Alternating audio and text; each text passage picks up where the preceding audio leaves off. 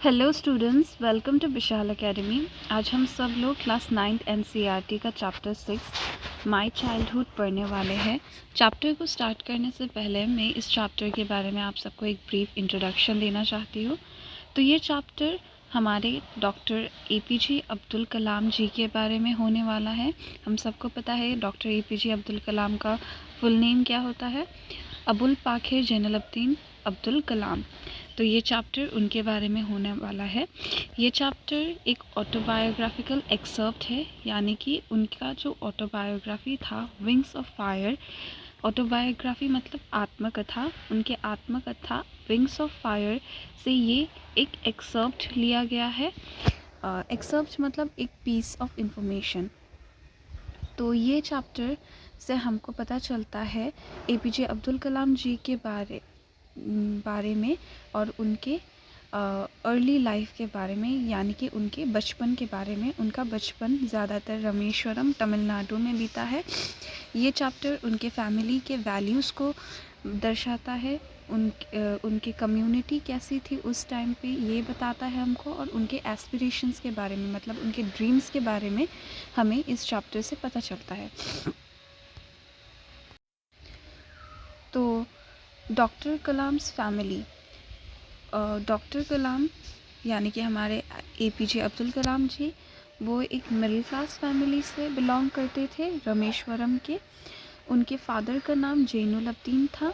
वो एक बहुत ज़्यादा डिसिप्लिन्ड और डीप विजडम वाले इंसान थे। वो ज़्यादा एजुकेटेड नहीं थे। उनकी मदर का नाम था आशी अम्मा।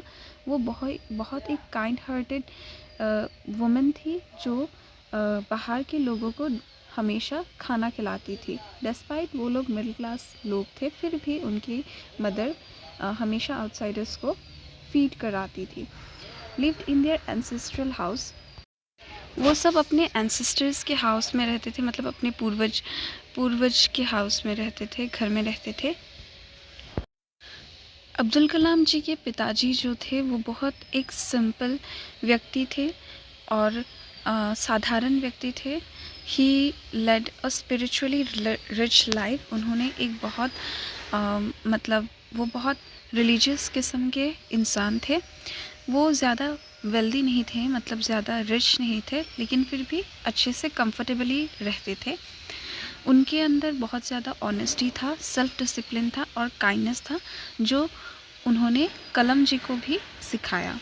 फर्स्ट अर्निंग मतलब उनका फर्स्ट कमाई उन्होंने कैसे की, तो जब वर्ल्ड वॉर 2 चल रहा था तब टर्मरिन सीड्स का डिमांड बहुत ज़्यादा बढ़ गया था, and Kalam sold them to earn money.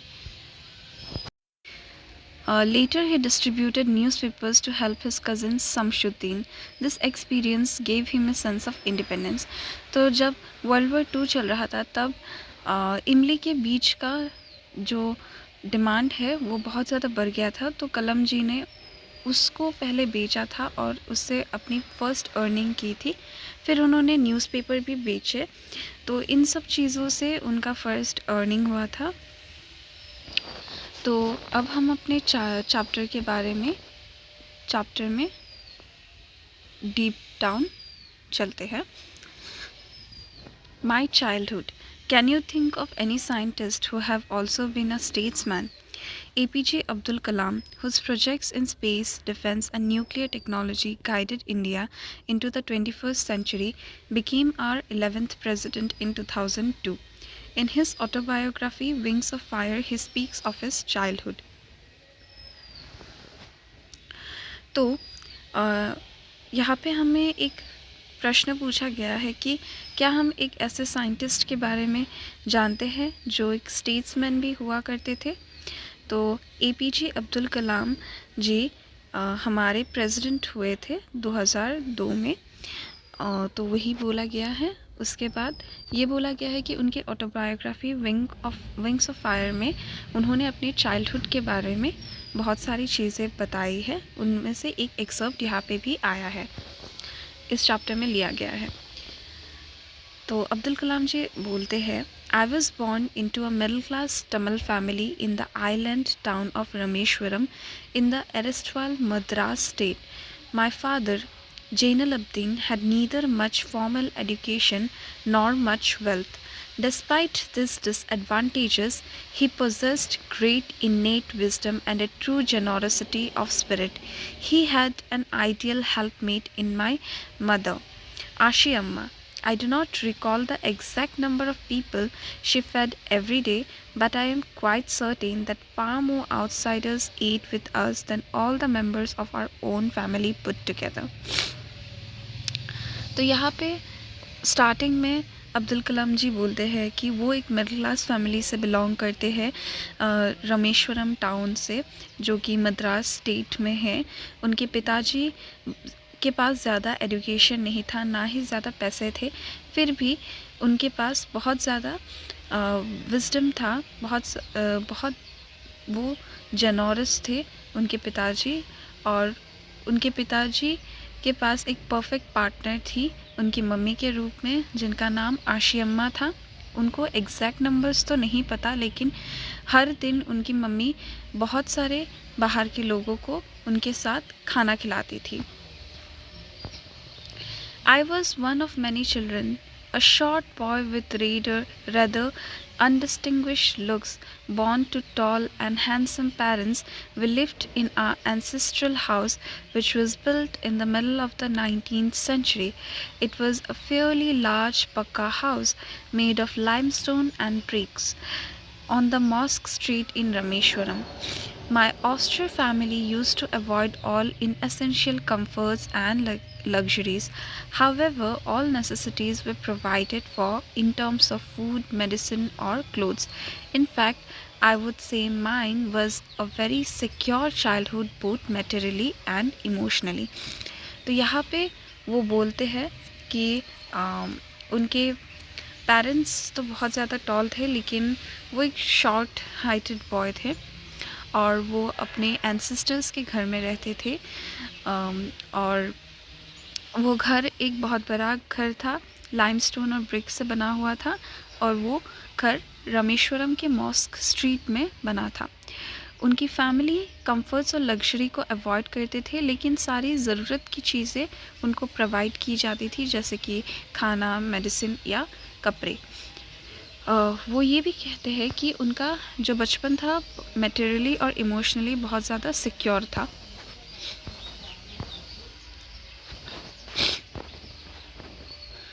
The Second World War broke out in 1939 when I was 8 years old. For reasons I have never been able to understand, a sudden demand for tamarind seeds erupted in the market. I used to collect the seeds and sell them to a provision shop on Mosque Street. A day's collection would fetch me the princely sum of 1 anna. My brother-in-law Jalaluddin would tell me stories about the war, which I would later attempt to trace in the headlines in Din Amanani. Our area, being isolated, was completely unaffected by the war. But soon India was forced to join the Allied forces, and something like a state of emergency was declared. The first casualty came in the form of the suspension of the train halt at Rameshwaram station. The newspapers now had to be bundled and thrown out from the moving train on the Rameshwaram road between Rameshwaram and Dhanuskodi.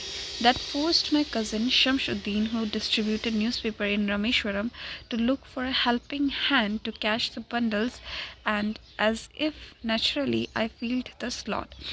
Shamsuddin helped me earn my first wages. Half a century later, I can still feel the surge of pride in earning my own money for the first time. तो अब्दुल कलाम जी बोलते हैं कि 1939 में first world war हुआ था, जब वो 8 साल के थे, और उनको रीज़न नहीं पता कि क्यों उस टाइम पे इमली के बीज का डिमांड इतना ज़्यादा मार्केट में बढ़ गया था। वो इमली के बीज कलेक्ट करते थे और मॉस्क स्ट्रीट के एक शॉप में बेच दिया करते थे। उनका डेली का कलेक्शन 1 आना होता था। फिर उनके जो ब्रदर इन लॉ थे जलालुद्दीन, उनको स्टोरी सुनाते थे और उन स्टोरीज़ को वो ढूंढते थे एक न्यूज़पेपर में, दिन अमानी तो दिन अमानी न्यूज़पेपर में उन हेडलाइंस को वो ट्रेस करते थे। तो उनका एरिया बहुत ज़्यादा आइसोलेटेड था।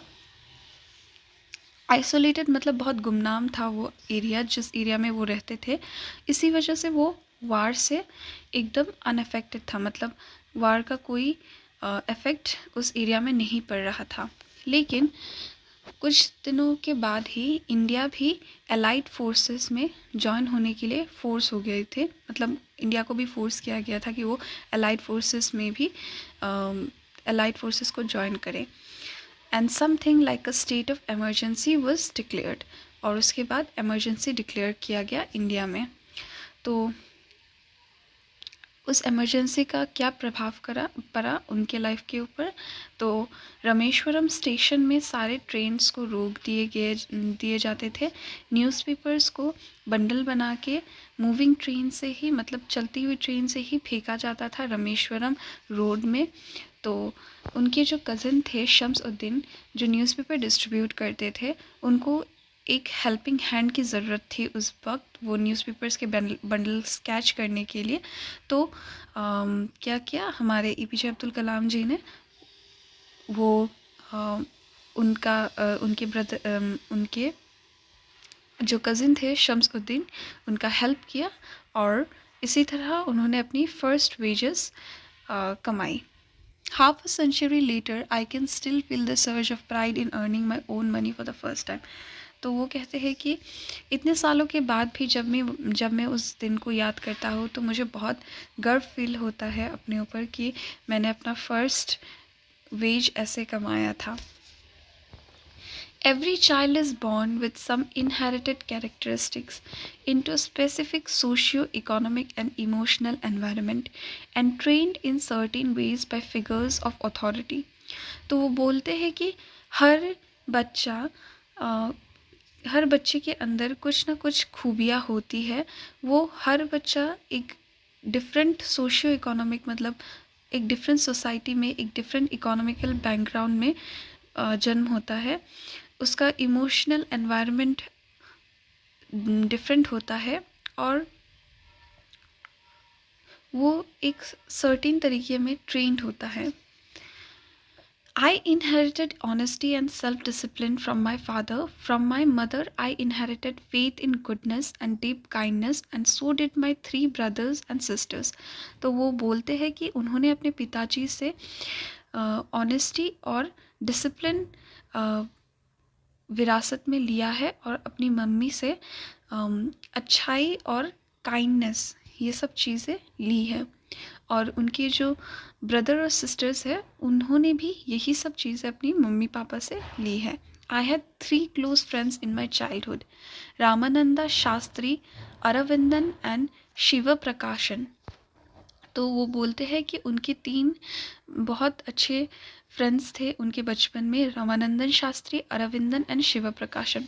All this boys were from orthodox Hindu Brahmin family, और ये सारे लड़के जो थे वो सब हिंदू ब्राह्मण फैमिली से थे, ऑर्थोडॉक्स हिंदू ब्राह्मण फैमिली से थे। मतलब उनकी जो फैमिलीज़ हैं, ये उन लड़कों की जो फैमिलीज़ हैं वो बहुत ज़्यादा स्ट्रिक्टली अपने रिलीजन को मानते हैं। As children, none of us ever felt any difference amongst ourselves because of our religious difference and upbringing. तो वो जब बचपन की बात बोल रहे हैं तो वो बोलते हैं कि उनके बचपन में कभी भी उन्होंने कोई भेदभाव महसूस नहीं किया, रिलीजन के वजह से या फिर अपब्रिंगिंग की वजह से, परवरिश की वजह से। In fact, Ramanandan Shastri was the son of Pakshi Lakshmanan Shastri, the high priest of the Rameshwaram temple. जो रामानंदन शास्त्री थे वो लक्ष्मणा शास्त्री के बेटे थे, जो कि एक पुजारी थे रामेश्वरम टेम्पल के, सबसे बड़ी पुजारी थे रामेश्वरम टेम्पल के। Later, he took over the priesthood of Rameshwaram temple from his father. Aravindan went into the business of arranging transport for visiting pilgrims and Shiva Prakasam became a catering contractor for the southern railways. और बाकी के जो उनके दो दोस्त थे अरविंदन, उन्होंने क्या किया, क्या किया, बिजनेस स्टार्ट कर दिया, अपना ट्रांसपोर्ट्स का बिजनेस स्टार्ट कर दिया फॉर विजिटिंग पिलग्रिम्स। और शिव प्रकाशन एक कॉन्ट्रैक्टर बन गए साउदर्न रेलवेज के, केटरिंग कॉन्ट्रैक्टर बन गए, मतलब वहाँ पे वो खाना देने का काम करते थे। During the annual Shri Sita Rama Kalyanam ceremony, our family used to arrange boats with a special platform for carrying idols of the Lord from the temple to the marriage site situated in the middle of the pond called Ramatirtha, which was near our house. Events from the Ramayana and from the life of the Prophet were the bedtime stories my mother and grandmother would tell the children in our family. तो south India में एक festival होता है श्री सीता रामा कल्याणम, जो annually celebrate किया जाता है। तो उस टाइम पे डॉक्टर APJ अब्दुल कलाम जी के जो फैमिली होते थे वो एक बोट अरेंज करते थे आइडल्स को, मूर्तियों को कैरी करने के लिए टेंपल से मैरिज साइट तक ले जाने के लिए, जो कि नदी के बीच में होता था। रामा तीर्था बोलते हैं उसको, उनके घर के पास ही हुआ करता था ये। और फिर ये भी बोलते हैं अब्दुल कलाम जी कि रामायणा और प्रॉफिट मोहम्मद के स्टोरीज़ उनके बेड टाइम स्टोरीज़ होती थी, जो उनकी मम्मी और उनकी ग्रैंडमदर उनको सुनाती थी, और उनके फैमिली के बच्चे और भी सारे चिल्ड्रंस को ये सब कहानियाँ सुनाती थी और बेड टाइम स्टोरीज़ के हिसाब से सुलाती थी। One day when I was in the 5th standard at the Rameshwaram Elementary School, a new teacher came to our class. I used to wear a cap which marked me as a Muslim, and I always sat in front row next to Ramananda Shastri, who wore the sacred thread. The new teacher could not stomach a Hindu priest's son sitting with a Muslim boy. In accordance with our social ranking, as the teacher saw it, I was asked to go and sit on the back bench. I felt very sad, and so did Ramananda Shastri. He looked utterly downcast as I shifted to my seat in the last row. The image of him weeping when I shifted to the last row left a lasting impression on me. तो APJ Abdul Kalam जी बोलते हैं कि जब वो 5th standard में थे तो उनके क्लास में एक नया टीचर आया था। तो उस टाइम पे वो एक कैप पहनते थे, सफ़ेद रंग का एक कैप होता है जो मुस्लिम्स वेयर करते हैं, और उनके जो फ्रेंड होते हैं रामानंदन शास्त्री, वो एक धागा पहनते थे जो कि उनको एक हिंदू की तरह मार्क करता था।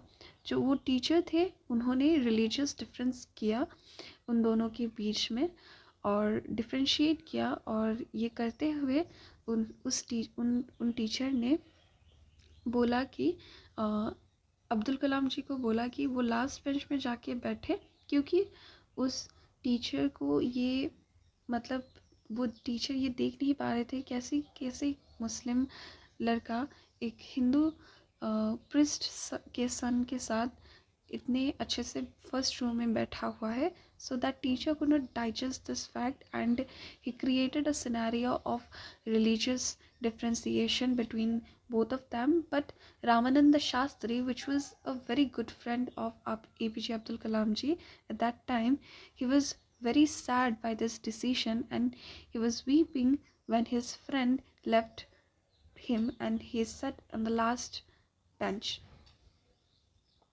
तो रामानंदन शास्त्री जो थे APJ अब्दुल कलाम जी के दोस्त, वो बहुत ज़्यादा दुखी हो गए इस बात से, और वो मतलब बहुत ज़्यादा इमोशनल हो गए जब APJ अब्दुल कलाम जी उनका सीट छोड़ के जा रहे थे और लास्ट बेंच में बैठ रहे थे.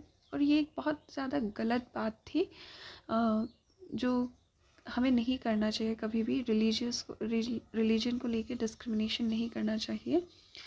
बट उस टाइम पे APJ अब्दुल कलाम जी ने ये फेस किया था जब वो 5th स्टैंडर्ड में थे. After school, we went home and told our respective parents about the incident. Lakshmana Shastri summoned the teacher and, in our presence, told the teacher that he should not spread the poison of social inequality and communal intolerance in the minds of innocent children. He bluntly asked the teacher to either apologize or quit the school and the island. Not only did the teacher regret his behavior, but the strong sense of conviction Lakshmana Shastri conveyed ultimately reformed this young teacher. तो जब school ख़त्म हुआ तो APJ Abdul Kalam जी और उनके friend दोनों ही अपने घर में गए और अपने अपने पेरेंट्स को ये बातें बोली उन्होंने।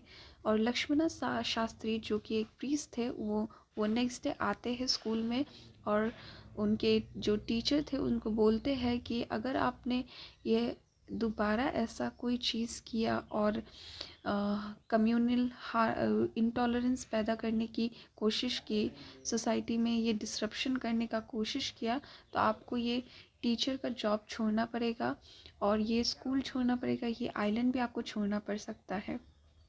फिर टीचर जो थे उनको रियलाइज़ हुआ अपनी गलती का और उन्होंने बदलने का ट्राई किया। On the whole, the small society of Rameshwaram was very rigid in terms of the segregation of different social groups. However, my science teacher, Shiva Subramaniam Iyer, though an orthodox Brahmin with a very conservative wife, was something of a rebel. He did his best to break social barriers so that people from varying backgrounds could mingle easily.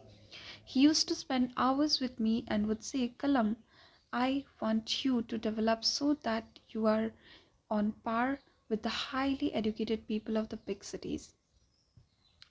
तो रमेश्वरम का society कुछ ऐसा था कि उन सब वो society एक ऐसा सोसाइटी था जहाँ पे सोशल ग्रुप्स सेग्रीगेटेड तो थे लेकिन उनमें हारमोनी था, मतलब उनमें एकता थी, लेकिन वो बटे बटे हुए थे। हावेवर लेकिन उनके जो साइंस टीचर थे शिव सुब्रमण्यम अय्यर, वो बहुत एक ऑर्थोडॉक्स ब्राह्मण फैमिली से बिलोंग करती थी और उनकी वाइफ भी बहुत ज़्यादा कंजर्वेटिव थी, लेकिन वो एक रेबल थे। मतलब उन्होंने बहुत ज़्यादा कोशिश की कि वो सोशल बैरियर्स को तोड़े और ताकि जो वेराइंग बैकग्राउंड्स के लोग हैं, मतलब अलग अलग बैकग्राउंड्स के लोग हैं, वो सब एक साथ आके पीसफुली रह सके। वो कलम जी को बोलते थे कि वो चाहते हैं कि कलम जी बहुत बड़े एक हाईली एजुकेटेड इंसान बने ताकि वो बड़े शहर में जाके अच्छे अच्छे एजुकेटेड लोगों के साथ अपना संपर्क बनाए। One day he invited me to his home for a meal. His wife was horrified at the idea of a Muslim boy being invited to dine in her ritually pure kitchen. She refused to serve me in her kitchen. Shiva Subramaniam Iyer was not perturbed, nor did he get angry with his wife, but instead served me with his own hands and sat down beside me to eat his meal. His wife watched us from behind the kitchen door. I wondered whether she had observed any difference in the way I ate rice, drank water, or cleaned the floor after the meal. When I was leaving his house, Shiva Subramaniam Iyer invited me to join him for dinner again the next weekend. Observing my hesitation, he told me not to get upset, saying, once you decide to change the system, such problems have to be confronted. When I visited his house the next week, Shiva Subramaniam Iyer's wife took me inside her kitchen and served me food with her own hands.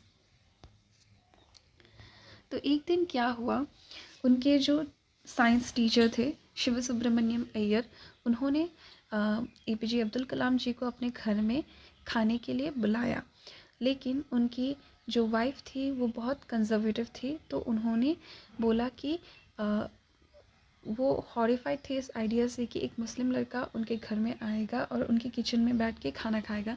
So she रेफ्यूज्ड कि वो अब्दुल कलाम जी को सर्व नहीं करेंगे अपनी kitchen में, लेकिन जो उनके साइंस टीचर थे उन्होंने अपने हाथों से अब्दुल कलाम जी को परोसा।